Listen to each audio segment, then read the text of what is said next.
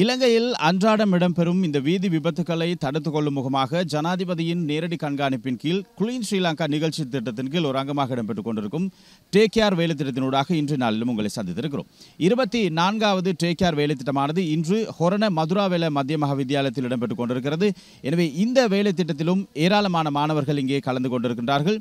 ஹொரண கல்வி வலயத்திற்கு உட்பட்ட பல பாடசாலைகளிலிருந்து 650க்கும் மேற்பட்ட பாடசாலை மாணவர்கள் இன்றைய நாளிலும் எங்களுடைய வேலை திட்டத்தில் கலந்திருந்தார்கள். எனவே இன்றைய வேலை திட்டமானது மிக சிறப்பாக பயனுள்ள ஒரு வேலை திட்டமாக மாணவர்களுக்கு மாறியிருக்கிறது.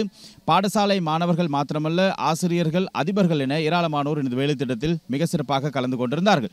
இன்றைய வேலை திட்டத்தில் நாங்கள் காலை பொழுதில் வீதி நாடகங்களினூடாக எங்களுடைய பாடசாலை மாணவர்களுக்கு வீதி போக்குவரத்துகளை நாங்கள் எவ்வாறு நடைமுறைப்படுத்துவது, வீதியில் நாங்கள் எவ்வாறு பயணிப்பது, ஒரு சாரதியாக பாதசாரியாக நாங்கள் எவ்வாறு நடந்து கொள்ள வேண்டும், வீதி சமிஞ்சைகளை எவ்வாறு பின்பற்ற வேண்டும் போன்ற பல விடயங்களை எங்களுடைய போலீசார் வீதி நாடகங்களினூடாக எங்களுடைய மாணவர்களுக்கு தெளிவுபடுத்தியிருந்தார்கள்.